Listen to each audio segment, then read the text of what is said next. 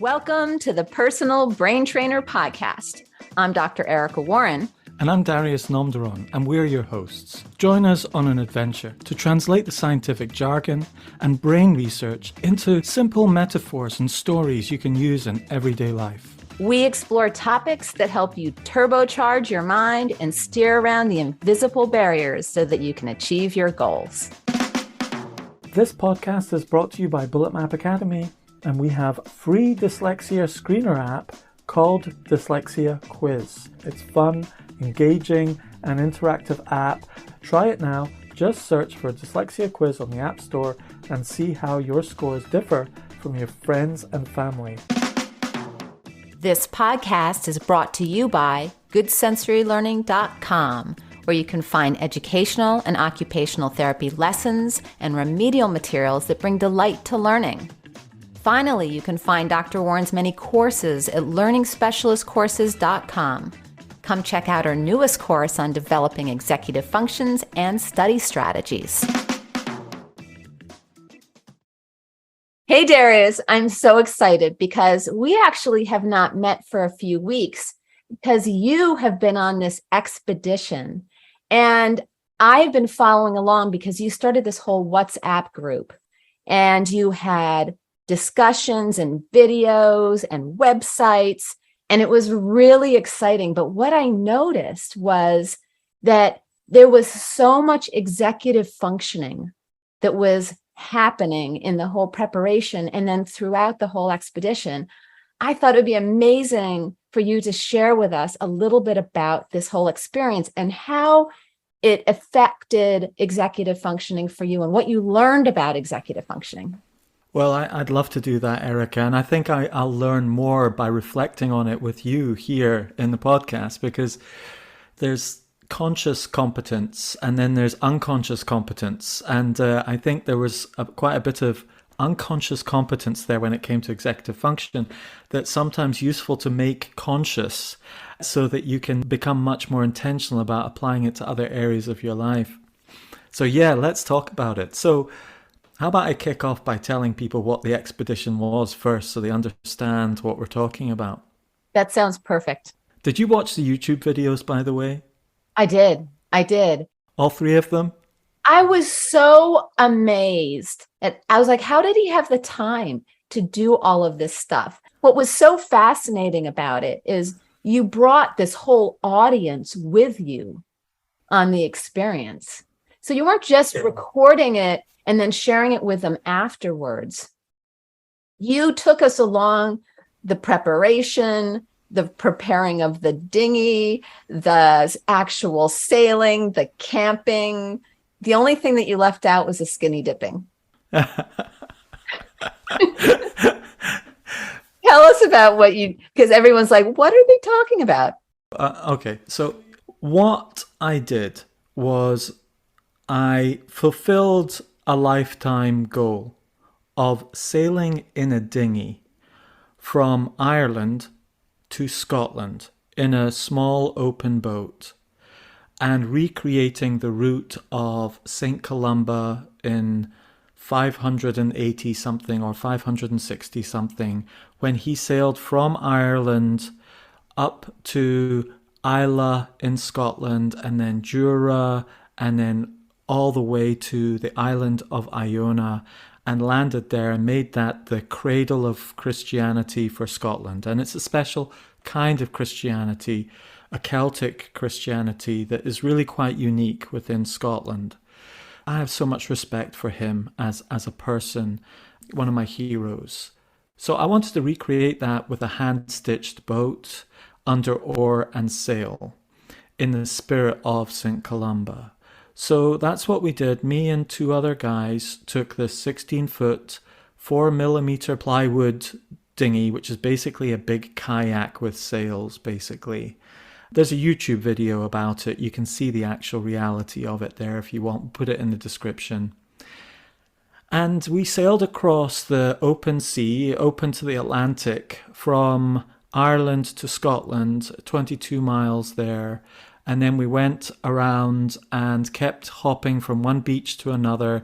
We camped on the beaches, took all our food with us, all our water with us, all of the tools to fix the boat and deal with any problems and eventualities, because these are pretty uninhabited beaches and so on around the west coast of Scotland that we're landing on. And completed the 75-mile trip by water in 3 days and nights. So that's pretty much a summary of the facts of the trip in this red sailed sailing dinghy. So if you could imagine like the size of dinghy that you would go and sail in a sailing club with, slightly bigger than that, yeah, we managed to get across there safely. I think, a lot of people don't have an understanding of how really challenging this was and how choppy the seas are. Can you tell us a little bit about that? Yes, so not many people would consider taking such a risky journey across a body of water like the Atlantic. It's only 22 miles of the Atlantic, but nevertheless, you're open to the next landmass on our left-hand side from Scotland is America. You've got 500, 1,000, 2,000, basically 500 to 1,000 miles worth of weather building up in waves, and it builds up pretty big waves that end up becoming big swells that you can surf on. Hey, we have surfing in Scotland. It's cold water, but some good surfing on some of the west places in Scotland like Machrihanish and so on because of the Atlantic swell. So we would have to sail across that, and sometimes it can get up to 15 foot high or higher than the mast of the boat and things like that, and it can be a bit freaky. I've been practicing here in the North Sea on the other side of Scotland, and I've dealt with swells that have gone to about 12 foot high. So if you think of two people standing above them, I'm sitting about 3-4 inches above the level of the water on the side of my dinghy, and the waves are above us. But to be fair, they're really well spaced apart. They're basically moving up and down gently, and we're not going out in winds that would terrify you. Okay, for people who are not used to it, they would be terrified, granted, and it looks scary, and it is scary, and you can die, and you can get hypothermia, and all sorts of... I made a spreadsheet of 100 of the top risks, 100 top risks that a sailing, cruising person has to face, and what my solutions to each one of those were before I even contemplated doing this trip. I had them all written down on the spreadsheet so that my wife and my mother could be at peace. That's so interesting that you said that, because that is a hack that I think is really important for executive functions. It's also really important for motivation, which is that whole concept of writing out what are all the possible problems that could possibly happen and how am I going to address it? Do you agree with me on that? And if so, why do you feel that way? I do. And I think in this podcast, we keep talking about the 3 core elements of executive function, which are working memory, inhibitory control, and cognitive flexibility. They're widely understood to be the main factors, main aspects. And you can break it down into subcategories, 7 different subcategories or 9 different, whatever categories you want to. But those are the 3 main ones. And one of the working memory one is an important one, because sometimes when you've got a ton of information in your brain and you're juggling it over and over again, if you're not managing to keep it juggling in your working memory, it becomes stress. And so if you're thinking, gosh, this person's told me about, have I dealt with what happens if we get hit by a log that's floating in the water? What happens if we have failure of our VHF? What happens if we fail, this goes wrong or that goes wrong, or and there's so many different things that can go wrong and you're juggling in your head. The best way is to write it down, isn't it? And that's what I did, and I bit the bullet. It did take about a year to get round to doing it, but when an experienced sailor that I knew, Brian, came along, and I have deep respect for this man, Brian. He came along and he said, well, Darius, you're a braver man for me doing this trip than I would be, which is a very polite way of saying, you're a more foolish man than me for doing this trip, because it's bravery if you do it and you come back. It's foolishness if you do it and you fail. So I listened to him and I said, okay, I tell you what, just tell me all the things that you think could go wrong. So he listed them all off. And so I wrote them down and I found another 80 that he didn't mention. And I decided I am going to write them all down. And if I can find a solution to each one of these, then I can, hand on heart, go ahead and do this trip without being foolhardy. Because I'd been dreaming about this trip for about 17 years. And this is how it all happened. 17 years ago, I didn't know how to sail. And I bought this boat.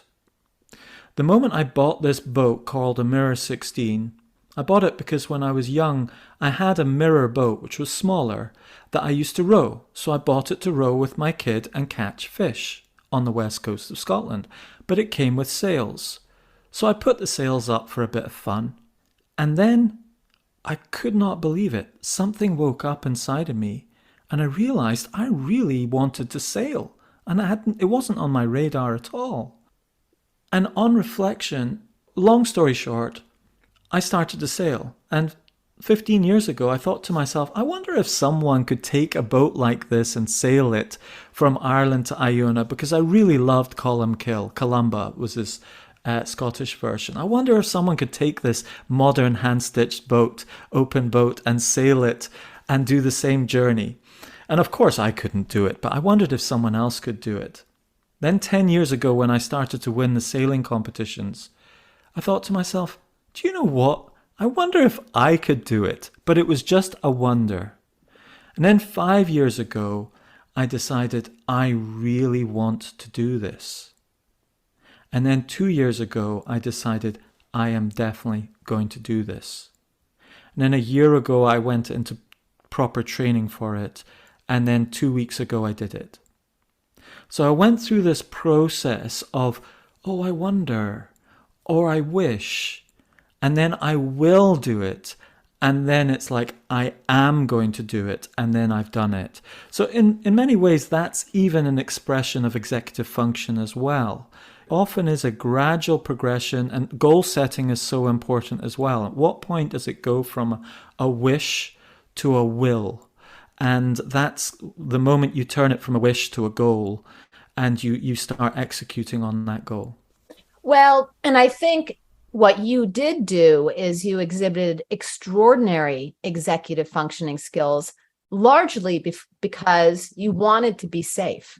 And because you did that, you had a really amazing experience. But you had to deal with that notion of, am I going to be foolish, or am I going to be really, really safe and really think it out? You know, it's interesting. I heard on a podcast the other day, on the Huberman podcast, they were talking about motivation, and they reflected upon a situation that the Olympic swimmer Michael Phelps had. And he did the same thing. He would spend a lot of time thinking about every possible thing that could go wrong, and then would come up with a solution for each of those possible things. And this happened in one of the Olympics, where he dove into the water and his glasses filled with water and he couldn't see. And this was his best, I guess it was I forget which one is his best stroke, but it was his best stroke. And because he had planned for this possible problem, he already knew how many strokes it took him to get to the other side. And because he had planned that, which was a really amazing executive functioning strategy, he was actually able to swim blind. Wow. And what it did is it didn't trigger his amygdala. He stayed calm and he stayed motivated, and he won. He won essentially blind, you know, and that's kind of what it's so interesting that I just listened to that. And then you're talking about this, because I think this is so important for executive functions, that when we are planning something very, very important and we're trying to reach this extraordinary goal, it's important for us to consider all of the hurdles that we're going to come up against and manage that. And it makes me even think of a student that I have that is really struggling with multiplication. So here's a direct application to academics. And every year this comes up, I speak with the teachers, and this girl has dysgraphia, and they always say she must learn multiplication. But she has such massive anxiety that, really what it comes down to is anxiety is this massive hurdle that shuts her down. And she's had so many people kind of push multiplication to the point of they want it to be automatic. And it was really interesting talking to our teachers this year. And I was like, okay, they're like, that has to be our number one goal for this year. And I was like, okay, but we really have to address these hurdles. And I've got to work with her on how to cope with those hurdles, because otherwise, it's dangerous. It's dangerous, whether you're in a dinghy and you could flip over and you could drown, or whether you can just be a student that has a sense of academic shutdown, a sense of learned helplessness, which then stops learning altogether. So I was like, we can navigate this, but we have to navigate it really, really carefully, because I don't want to topple over her confidence. Capsize her confidence. Thank you. Capsize her confidence. So what I used to say to myself was, death is a possibility, but it's not an option. The fact that I knew that death was possible, and it's a real possibility. We could have got wet, we could have started making bad decisions, we could have hit an obstacle in the middle of the water, a log in the water, and got a hole. We could then have got our safety alert systems might have malfunctioned. We could have then got hypothermia and then died being in the water for too long because it's very cold in the Atlantic, etc. So there's a sequence. I actually came up with a concept after this on reflection where I talked about domino decisions. There are some decisions you make that you can sort. It goes wrong, you can sort it, and you can fix it, and that's it. There are other decisions, though, that if you make a bad decision, it has a domino effect, and it hits onto other bad decisions, and it has a tendency, especially in a sailing scenario or an outdoor scenario where you've got the non-negotiable reality of nature that gives you unconditional feedback and is often very brutal in it, that it just cascades into a catastrophe of problems. And often, in my experience, observing people who end up in catastrophic situations and disasters, it's normally a consequence of a sequence of small bad decisions. And they often start off with a domino decision, which is a very small bad decision, but it's a domino decision that has a tendency to hit another little domino that is another little bad decision, hits another little bad decision that's slightly bigger, and then that hits the big domino of disaster or death. It's interesting because you're bringing up emotional regulation in essence, because these little things can trigger our amygdala, and we don't want to go into that fight, flight, or freeze, which is another piece. It's the inhibitory control. We want to be able to manage our metacognition and not let our emotions hijack our best decisions. Yes. And it was quite hard with the crew because Tim and Ruben are just absolutely incredibly capable individuals. I mean, they're very competent in their own worlds, in their own lives. These are the kind of men that can start off businesses, be successful. They're adventurous. They deal with risk in multiple different ways in their life. And they can sail, etc. And so they can sort out problems. However, they're not used to sailing on a very small dinghy like I am. They're more used to yachts and bigger ships and things like that. Now, on a dinghy, there are a lot of domino decisions. If you stand up on a dinghy and no one else knows that you're about to stand up, it can topple the boat. And then it can not just topple the boat, it can distract the helm from something quite important. And then that distraction means you change your course slightly and then you go closer to a rock and then it creates cascading effects. Do you see what I mean? And Hmm. so often in that environment, there can be a lot of domino decisions. And I have a confession to make. I was a bit like a first time mum with her baby, where everything, I'm super precious about everything. It's like, oh, no, no, no, you can't do that. You can't change this. You can't do this. And then you get your second baby and you're like, yeah, I know what's important and what's less important. And I can be a bit more relaxed about it. But first time, everything seems super, super important. And I was a bit like that with the crew, where everything felt like a domino decision. Nothing can go put this expedition at risk. And so I was a bit of a party pooper in many ways. Well, let's look at that through the lens of executive functioning. So basically, what you're describing to me is that you weren't being cognitively flexible in one Mm. way. That's one way to look at it. The other way to look at it is you were the most prepared. Yes. And so you needed to kind of be the captain. And perhaps maybe that was an issue that had you ever really established who was in control?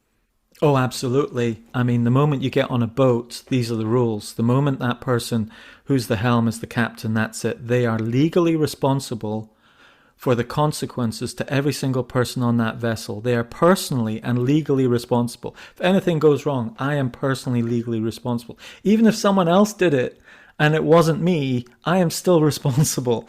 That's just the rules of the sea. And so it's one of the few areas you get given absolute responsibility and also absolute authority, legally speaking, as well. So there were times I had to swear very hard at my crew, saying, "Stop effing doing that," because they're like, "Why? What's the problem?" Well, no problem. And I'm like, "No, you can't effing do that. This is not the right place to do that. We're at risk." And they're like, "What? We're not at risk. This is fine." And I'm like, "Oh, you don't understand." And then in the end, instead of having to discuss it, I said, "Look, here's the deal. You do what I say, and then I'll explain it afterwards, because we don't have time to explain it to you before, because we'll be on the rocks by the time we do that, and you'll have had the explanation, but our trip will be over." So there were moments like that, and we established that situation, and we got into the flow after the second day, etc. But I still have to say, I think I was a little bit over the top because of my nervousness with regard to the risk. It's even worse when you've got 100 people who are watching you live on WhatsApp as friends and family. There are so many things that can go wrong with a 4 millimeter thick boat. You think about it, it's thinner than your pinky. My boat is thinner than your pinky.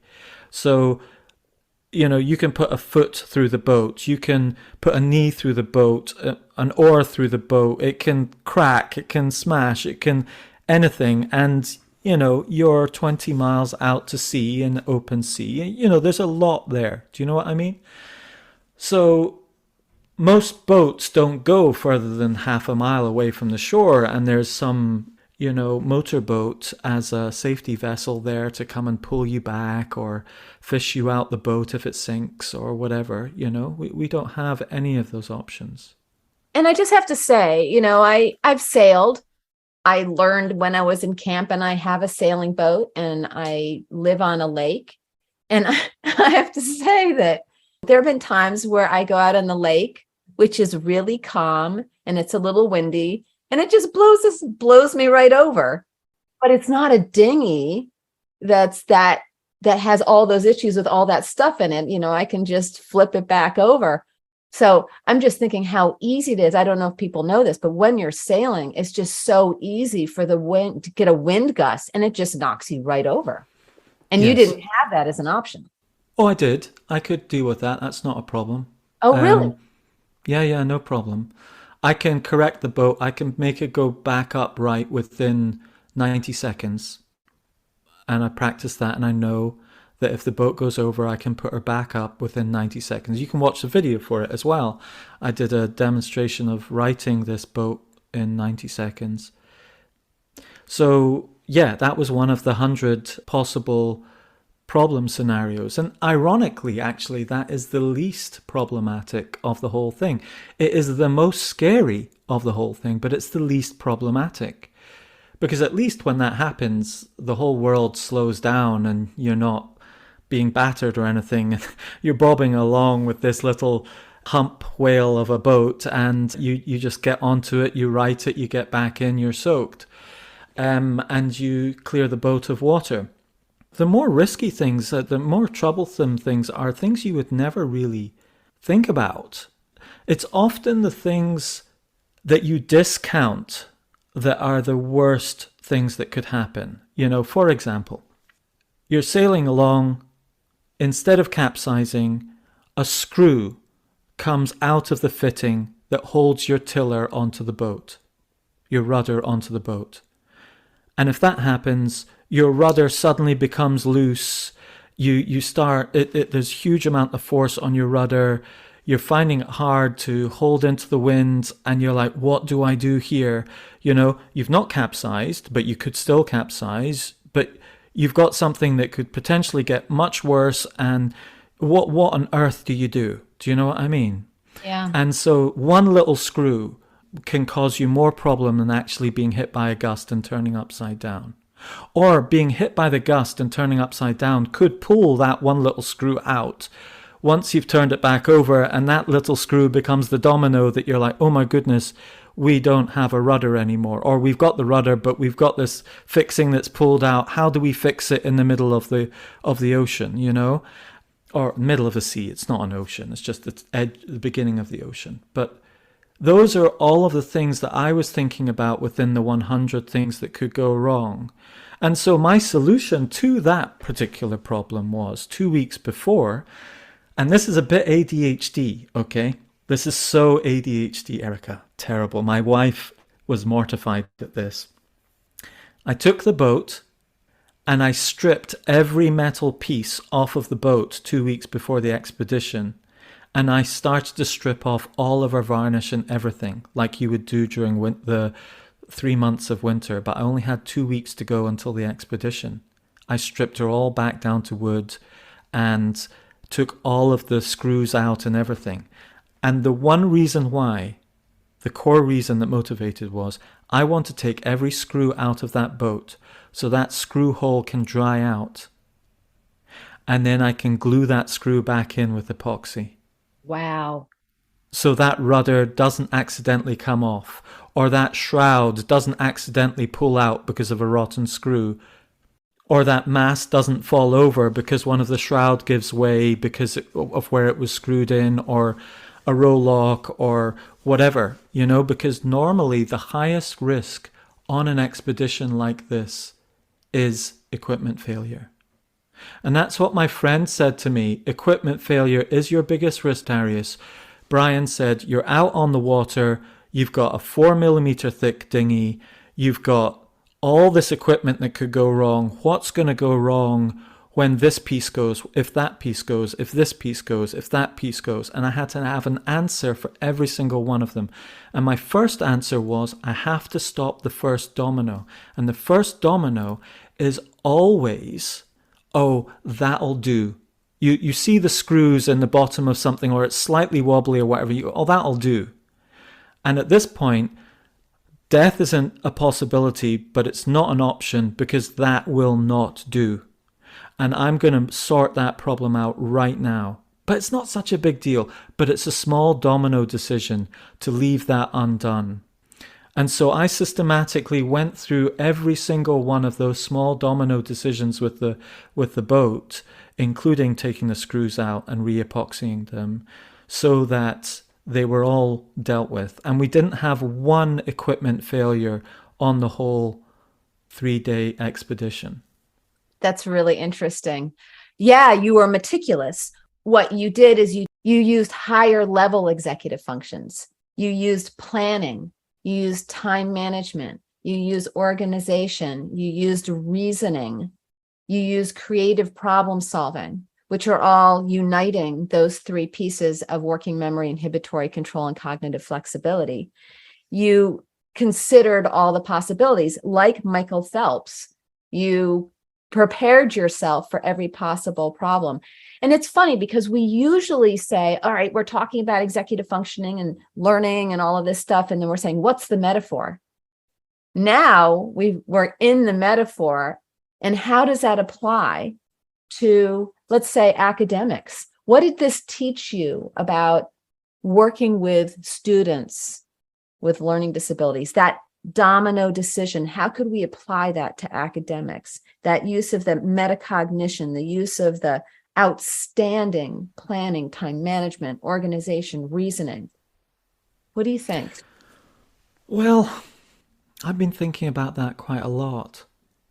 I'm not sure I've actually figured out how it would help me with my students. I think I'm still at the stage of how it would help me with me. Because I am not a natural meticulous planner. I'm an improviser. Uh-huh. I'm the kind of guy who's like, look, let's just get on the boat. Let's go out there and we'll deal with whatever throws at us and we'll figure it out. And I have been that guy for the last 17 years. And every time I do that, I learn something. And then I start realizing this is the point where I have to be a bit more, I need to know what are dominoes and what are not. So that is probably the key thing that I would bring to students. Okay, it's like, is it a domino decision not to be able to do your multiplication tables? Or is it a domino decision not to be able to use your school timetable? If you can't use your school timetable, you are going to be late to lessons, be thought of badly by your teacher, thought of lazy, careless, and things like that. That's a domino decision, whereas learning your timetables may not be a domino decision. It's not helpful, it's suboptimal, okay, maybe, but is it a domino decision? Is this an actual crucial, critical skill or thing that you need on the boat of your life, or can you delete it? Right. And it was interesting when I was talking to the students' teachers, they felt that it was an absolute necessity. And it was interesting because, as far as I'm concerned, it's not going to work unless the student feels that it's an absolute necessity. So I think bringing the students into this and having them consider, okay, what is your goal? What are the consequences to not learning that skill? Are there ways to work around it? All of those things, so that they're really part of the process, so that we're not triggering anxiety, so that they're not feeling micromanaged, so that they're really a part of that decision making, and we're not just triggering their amygdala. Because guess what? They're the one that has to learn it, nobody else. Yeah, I don't normally tutor children on maths, but one parent begged me to just do what I could with mind mapping and maths. And so I said, look, you're going to have to pay me my full rate on this one, because I'm going to have to do this one-to-one, not one of my coaches, because this is really not straightforward. And so they said, whatever it takes. So they just paid it. And I said, fine, okay, we'll go do this. Anyway, with this one student, what was interesting was, with regard to that maths and the multiplication, what I did with her was I asked her to guess what the answer was before she did the formula, okay? And so we were looking at mathematical geometric patterns and corners and angles and parallelograms and formulas for calculating things and so on. And because she had dyslexia and some dysgraphia, her orientation of where things were going, she was finding it really very hard, and she was tripping on certain things. She actually knew the maths. But what really tipped it over for her was, I said, look, can you just guess roughly what the answer to this multiplication thing is? Roughly. Are we talking 300, 3,000, 60? What is it? Where would you guess? And she would look at it and she would go, I don't know, 420? and we go and do it, and we do the formula, and it would be 405. And I'm like, brilliant. And so, but then sometimes she'd be way out. And I go, well, why are you so way out here? And, oh, I muddled that up. Okay.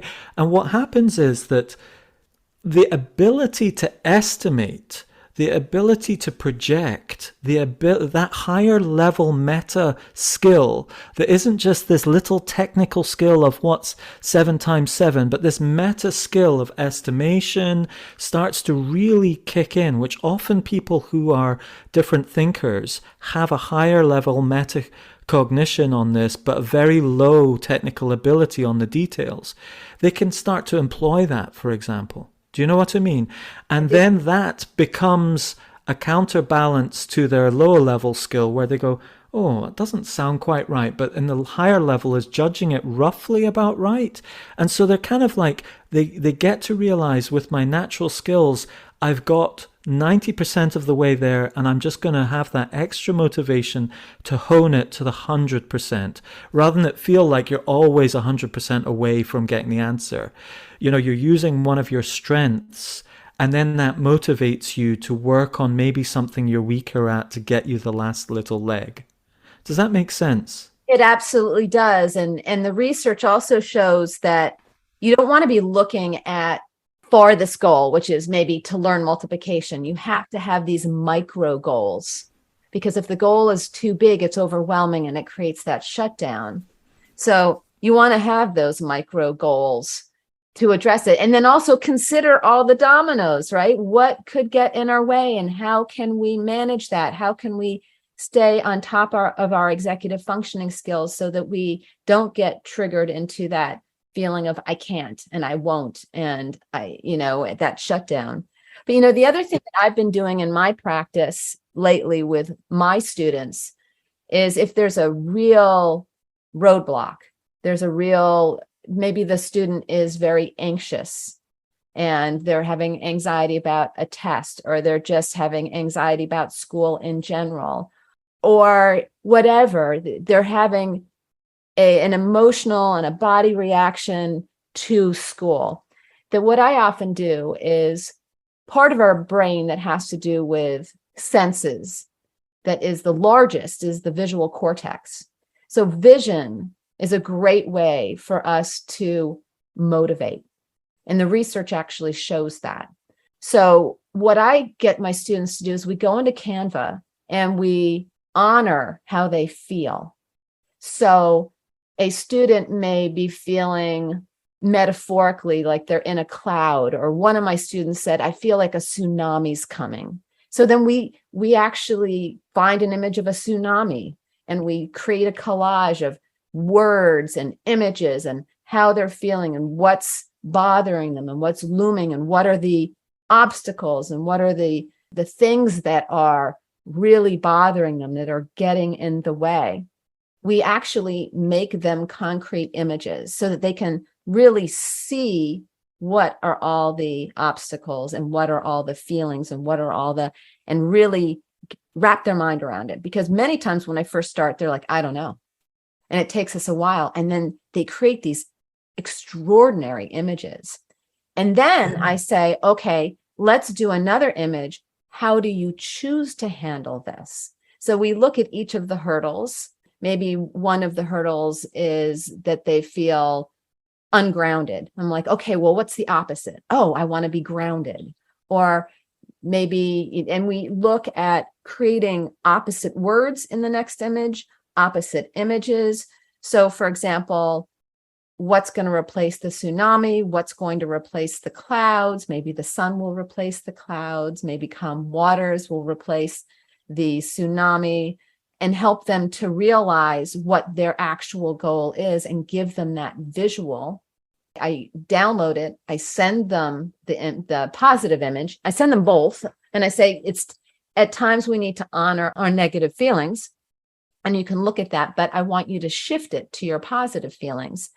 And just by having that image, sometimes they put it on the backdrop of their phone, or they'll put it on the backdrop of their computer, so that when they're starting to feel that tsunami coming, they can go to that other image which helps them to visualize or to envision how to manage those hurdles and also keep their eye on the prize. But we want to manage those kind of micro hurdles. So we want all those little hurdles in the image.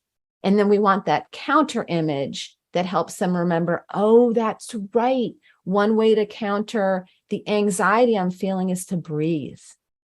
Aha, okay, I can do this now. I can move through it even when my amygdala gets triggered because I have this image that I can either look at or I can visualize. Because when they really create the image, it really embeds it in their visual cortex so that they can access it a little bit better because they've really kind of created it.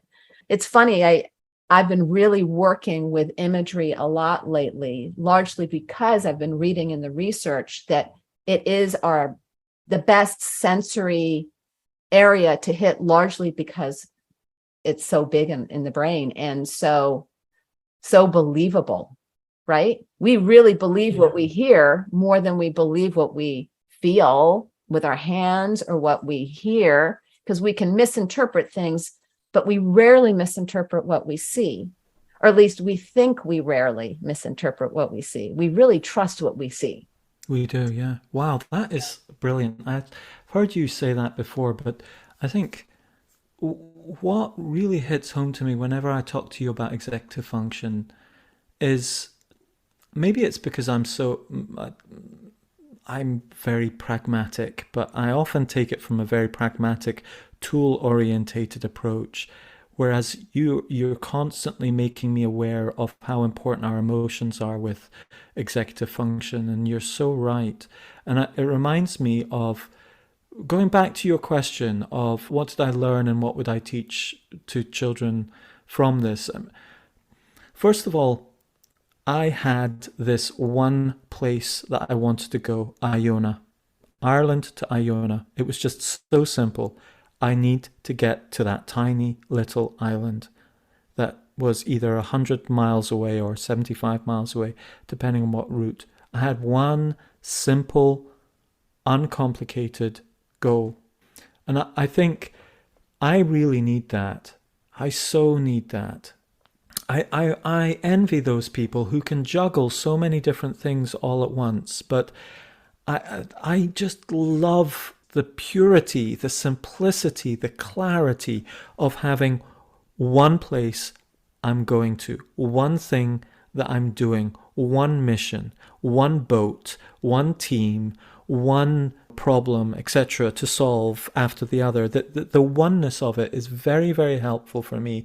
And I wish I would be able to give that to the adults and the children that I'm working with, more adults now.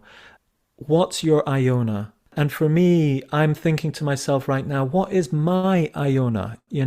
Because I remember when I hitchhiked to Istanbul, I hitchhiked from Glasgow to Istanbul, which was 1,000 miles or more when I was 19.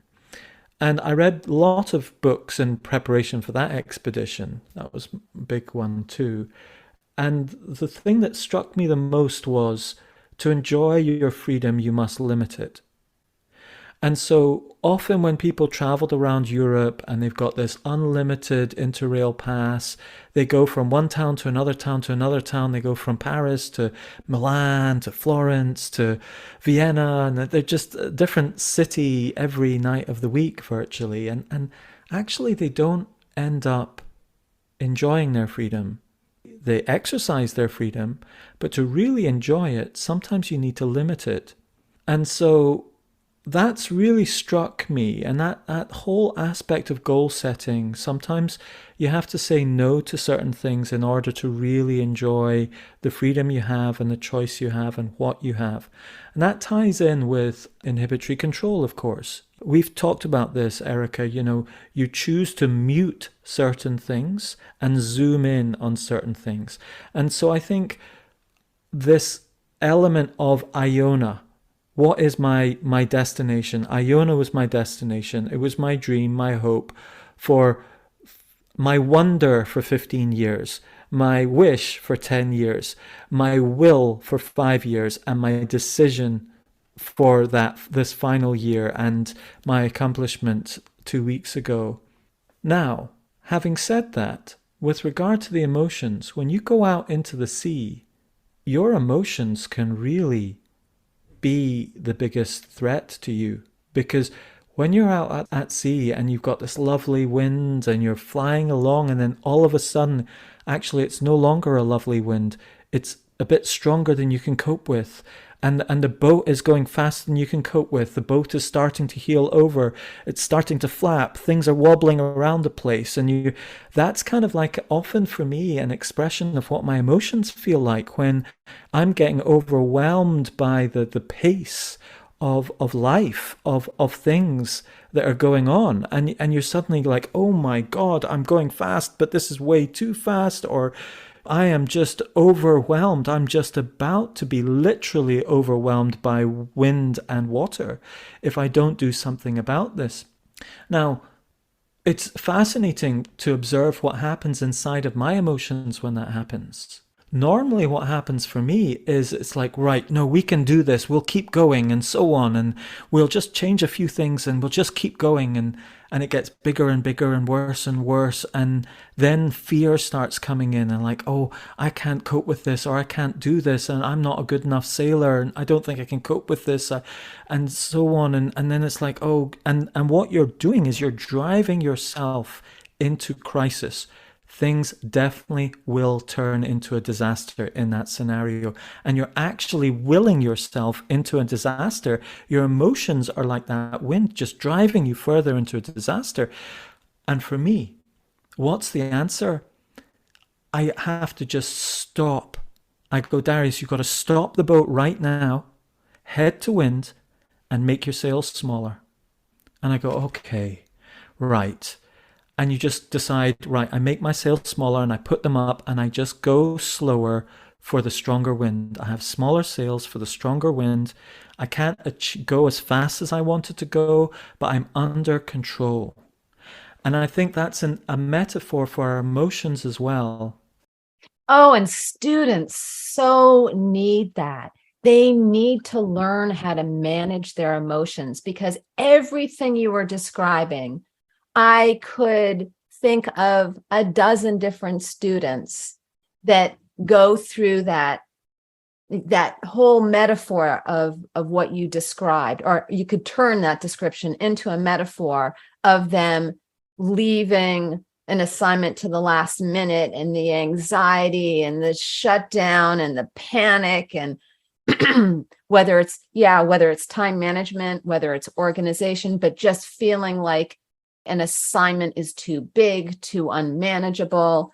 I have that with my students almost on a daily basis, of just that panic of being overwhelmed.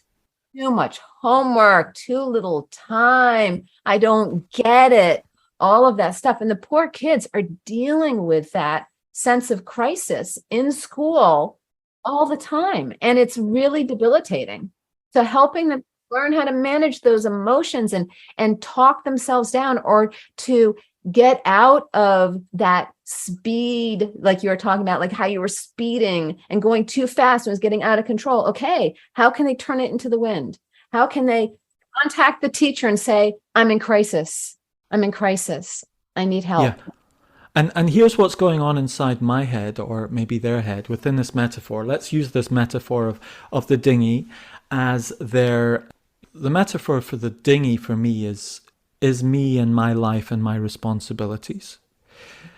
The metaphor of the wind is that all the outside forces that are there that can help me and also resist me sometimes. I have to work with them. The sails are my decision making. You know, what decisions I make, how I adjust, the cognitive flexibility, adjust to the forces and the powers and the expectations there are of me. How do I adjust? And then the destination is, you know, the shore. I want to get to the harbor. I want to get to that destination. And I want that grade. I want that grade. Yeah. I want to do well. I want to be recognized. Yeah. I want to graduate. I want to make my mom and dad happy, or my teacher happy, myself happy, or prove myself to other people, or feel good about myself, etc. There's lots of motivations in that destination. I'm not quite sure what the C is in this metaphor, because maybe in this metaphor you could regard the C as your emotions. It could be, the C could be your emotions. It could also be the lesson that you're It trying could to. be the terrain you're trying to cross, maybe. But nevertheless, oh, how about this? The sea could be the subject or the area of challenge, the terrain. But then the wind is your emotions. And the wind's interaction with the sea can sometimes be just so sublime and gentle and perfect. And other times it can churn up the whole sea and it can become a real threat to you, you know? Sure, sure. And then you've always got tidal forces. You've got all sorts of other little things. Yes, But maybe absolutely. each of those are the different senses. We could even think about them Maybe. as senses that you're trying to manage. And We've set the scene of this metaphor, okay? yeah. But one of the most powerful things that can happen while you're in that boat is your expectations. You know, our expectations, our unconscious expectations, and our conscious expectations. It can reveal certain expectations. Sometimes you can be on that boat and you go, oh, well, the sea is dangerous. I just expect this to become a disaster. And I expect that the rescue boat's going to have to come and pick me up and sort me out. And we unconsciously sabotage our own dreams. And Yes. I don't know how many other people feel like they're unconsciously sabotaging their own dreams, but I think I do that quite regularly without realizing it. And I sometimes have to catch myself doing it. And I think one of the few areas where I've caught myself unconsciously sabotaging my own dreams, where I've actually managed to overcome that, has been in the very practical realms of woodwork and sailing and so on, where you can actually see when things are going wrong and you can actually stop yourself and go, oh my goodness. You know, like for instance, I used to be a woodwork teacher, and you're chiseling, and sometimes you can be hacking away at something and hoping you hit that line, or you can be experienced and you just gently chisel one little point and you've sharpened it and you know exactly where it's going, exactly what it's going to do, and you're going to get that line exactly right. I have that absolute confidence and expectation. I'm going to get it exactly right because I've decided it, I've practiced it, and I'm going to do it. But beginners often have this expectation of failure by default. Remember that episode we talked about me learning how to juggle, and it revealed that expectation of dropping a ball, and the guy said, whoa, this is your imagination. Imagine doing it perfectly before you even practice it, so that you can overcome that expectation of failure. And you see that in the sea. The moment your emotions get stirred up like that, you're looking at these massive waves, your boat's bashing straight into waves. There's spray going everywhere.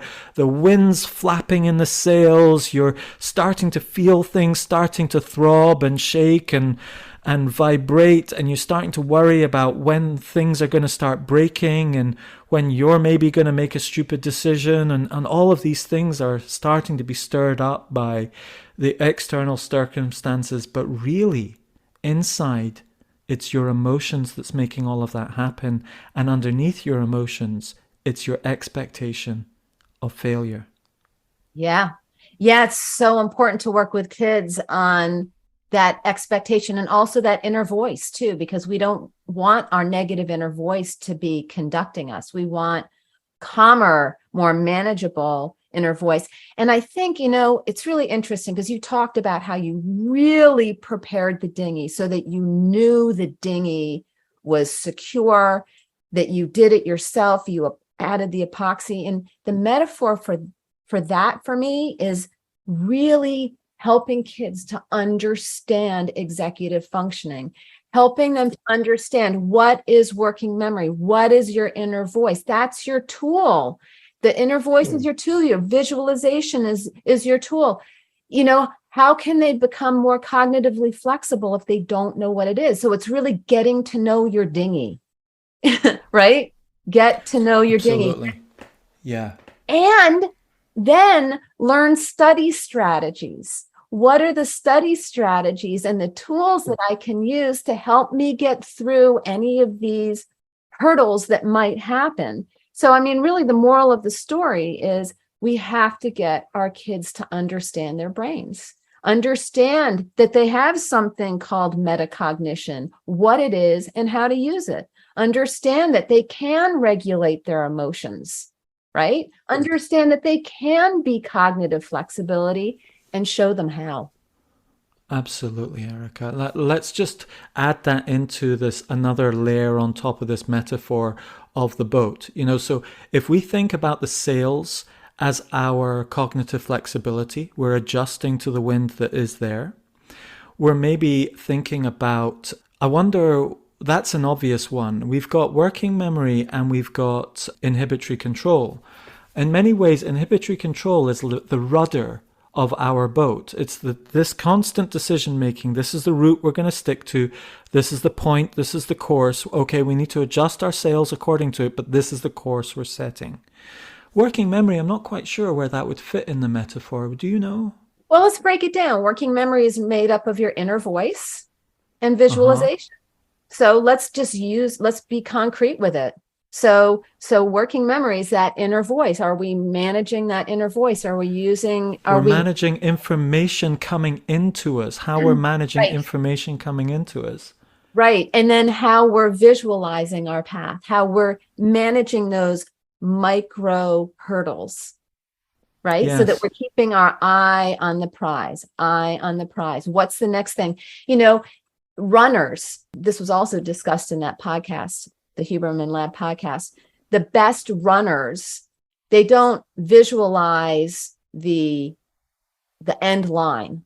They also don't look all around themselves. They stay focused on what's right in front of them. So one of the best Olympic runners, what she does is she focuses on the shorts of the person in front of her.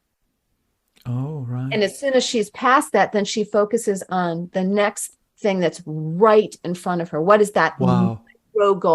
Micro goal. Because if you look too far, and I see that with my students all the time, where they get that sense of overwhelm. They look at the big picture, and I'm like, don't look at the big picture. Keep that in your mind as your goal, but don't look for it.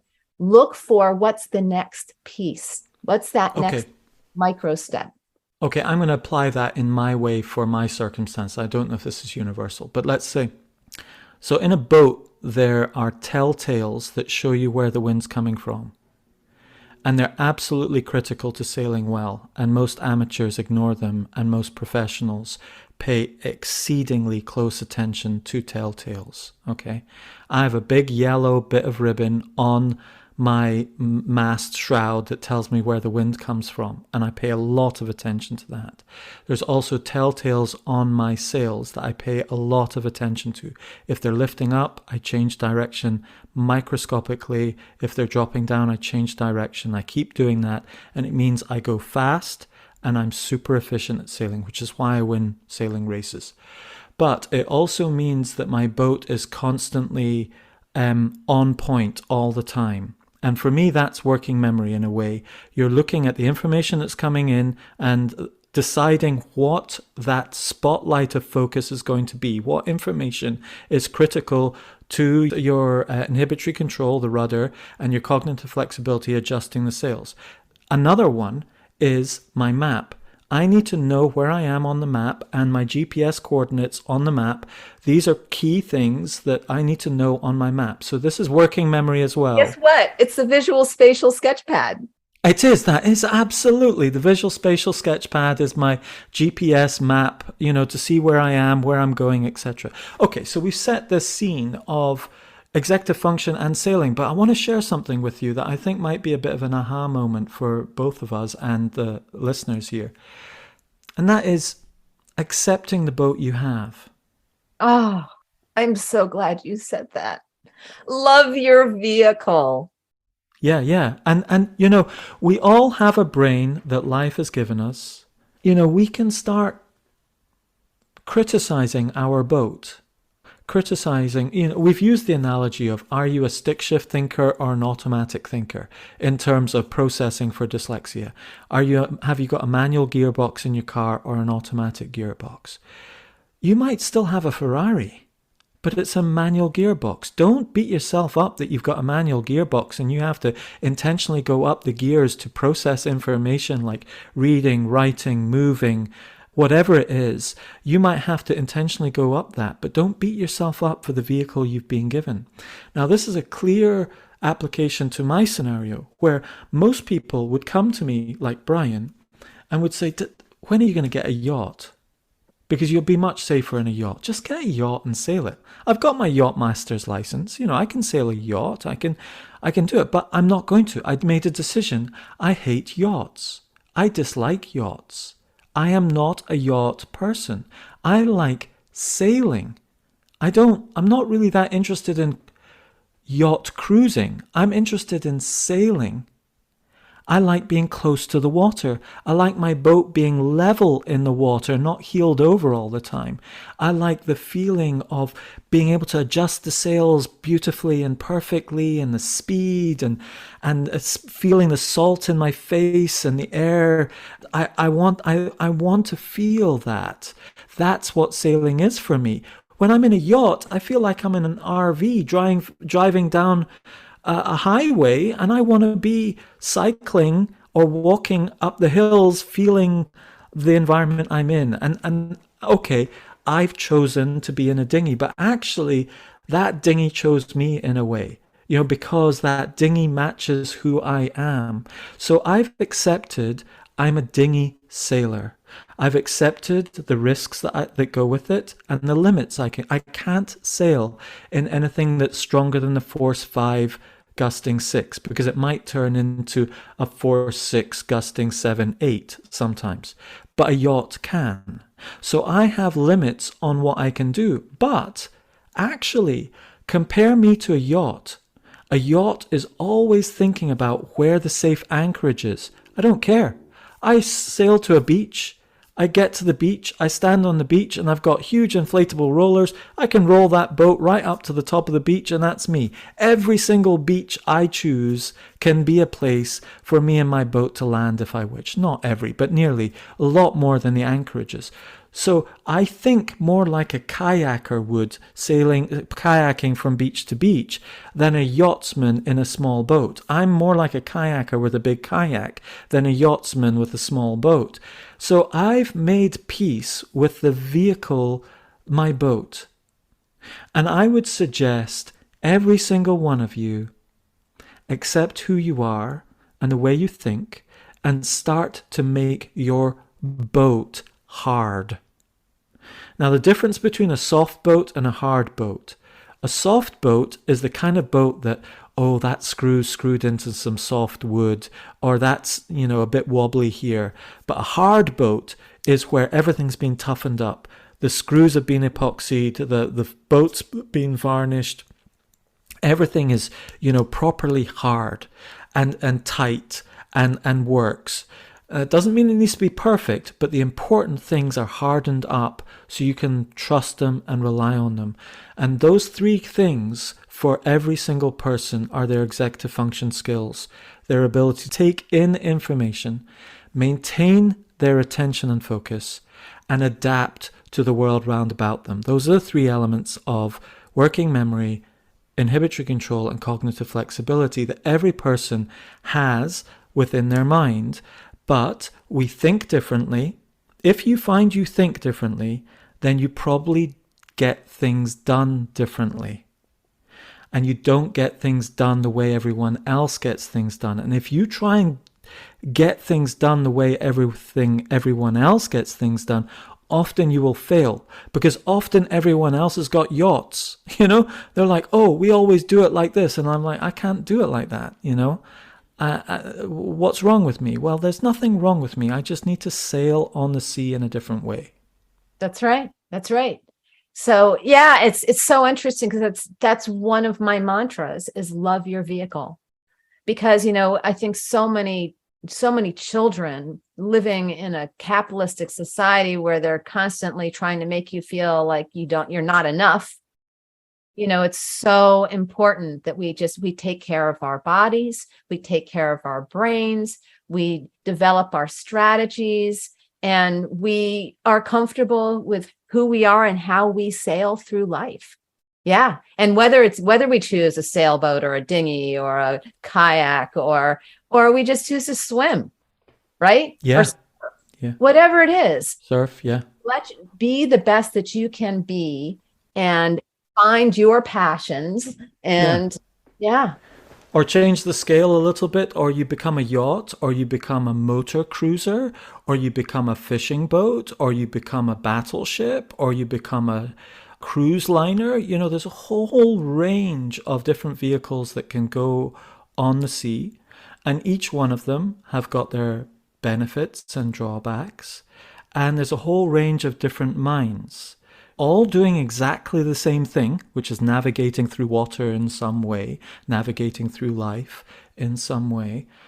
And I think it's important that you understand what this invisible vessel is inside your mind, to have that self-awareness of how you think and how you feel and then how you do. And it often starts with the way your brain and your emotions are wired, you know, like understanding whether you're an introvert or an extrovert, whether, you know, all sorts of different aspects in addition to what we talk about in this podcast about executive function. You know, there's a whole lot more to a human being than just executive function. But often executive function are those crucial functions of the rudder, your map and your direction and how you adjust your sails, you know? And use metaphors. Metaphors are so helpful. And if it's not a car and it's not a boat, it might be a horse. It could be so many different things. But, you know, finding that metaphor and even doing drawings, going onto Canva, and you can bring in your own metaphors. And you can have multiple metaphors, whatever it takes for you to be aware of your vehicle, what you have, what your challenges are, what your strengths are, so that you can navigate life as smoothly as possible. I'd like to share a closing thought on this that's a practical call to action. I wonder what our loose screw or softness in our boat is right now for you. What is yours as a listener, right? Right now, is there something in your life that you're saying, oh, well, that's fine, that'll do, that'll be okay, but is it a domino decision? Is it something that if it pops out, it can cause another problem that then causes another problem that you've seen in other people's lives that ends in a disaster? If it is, then why don't you stop and decide over the next week or in the next hour or the next day that you're just going to stop the boat, drop the sails, and just say, I'm just going to tighten that thing up or screw that thing in a little bit or just make sure that that's sorted. Or I just have a backup plan if that does go pear-shaped. Because my backup plan for losing the tiller or breaking the tiller was I had a loop of rope that was tied around the back of my boat in a key place, that if my tiller broke or got weak or whatever, I would put one of my oars straight through it and I would steer my boat like the Vikings did with a big oar, which I've practiced doing and it works perfectly well. So I had a little backup plan in case that little thing went pear-shaped. And I wonder what that is for your life right now. And I'm not looking for a big thing. I'm thinking something that you can solve in less than 25 minutes. You know, if you had less than 25 minutes to go and tighten up that screw or fix that little thing, or I don't know what it is. It could be just tidying your desk. Yes. You know, getting rid of the clutter. It could be so many. It could be that, or it could be like emptying the data on your phone. Maybe you've got to your full data usage on your phone, for example, which I find with students a lot. They get close to the data foot, and you know what that experience is like, where you're just about to take this amazing video, and then it pops up, and it says your phone storage is full. And then your phone freezes on you and you've lost that moment and that value. That's a domino decision. So what do you do in that situation? You just know, I know that's going to get in my way at some crucial point. Go and delete a few big video files or some file or podcasts that you've downloaded onto your phone that you're never going to use, that's going to get in the way of a beautiful moment with someone. for example. Absolutely. This morning, I had to re-upload the operating system on my computer. And I'm so glad I did, because it's now moving so much faster. So there's another example. So thank you so much, Darius. This was such a fun discussion, real life. And it's so funny because we kind of hit it the other direction. Normally we're talking about executive functioning and we're looking for a metaphor. Now we actually went into the metaphor and applied it to executive functioning. We did. It was great. Thank you, Erica, for being that kind of talking board and listening board and bouncing ideas off and directing the flow of things. It's been great. Excellent. Until next time. Till next time. Thank you for joining our conversation here at the Personal Brain Trainer Podcast. This is Dr. Erica Warren. And this is Darius Nomderon. You can check out our show notes for links to resources mentioned in the podcast. And please leave us a review and share us on social media.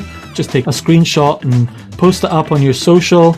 And until next time, see ya.